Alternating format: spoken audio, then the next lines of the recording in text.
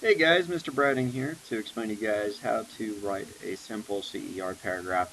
This is just your basic proficient level CER paragraph. It's nothing that it's going to get into advanced or to show you guys the dynamics of what a CER paragraph can actually do. It's just a basic starter.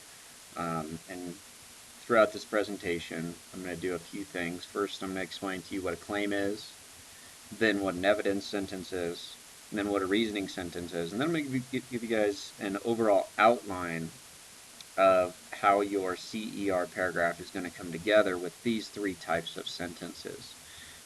Anytime during class, when I ask you to respond to a prompt, you should automatically assume that you're going to be using a CER paragraph.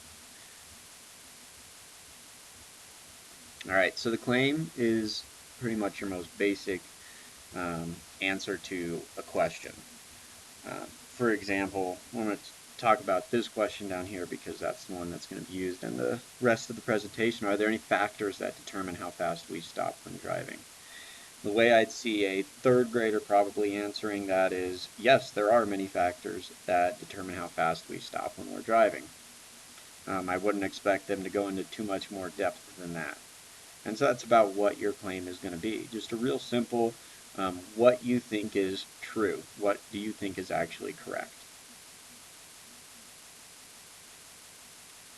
Now, with your claim, so there are many factors that affect how we stop. We want to actually support any claim that we make. We can't just say, yes, this is true. Then no one's going to believe us and there's no real point in actually answering the question. So we want to support it with evidence. Any claim should be supported with at least 3 pieces of evidence. And so down here you'll see the first factor that affects how fast we can stop is, and then you just fill in the blank with this.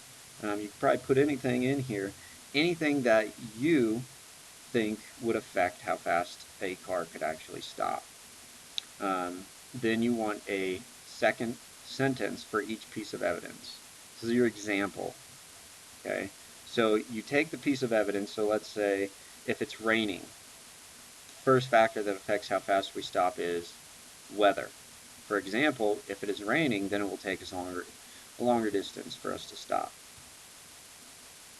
And then you come up with your second factor, or your second piece of evidence, and then you can give another piece of example for that piece of evidence. The final sentence in your CER paragraph is your reasoning sentence. This is not a summary. I say this because many students try to just write in summary, blah, blah, blah. It's a meaning sentence. It's telling people what you're talking about. It's giving a meaning in terms of the context. Easiest way to start this sentence out is what this means is, okay? So here's a very short CER paragraph. It's not including all your pieces of evidence.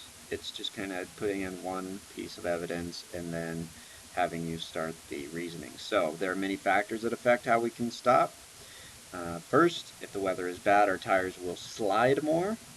For example, if there is snow, it will take us twice as long to stop since we will slide.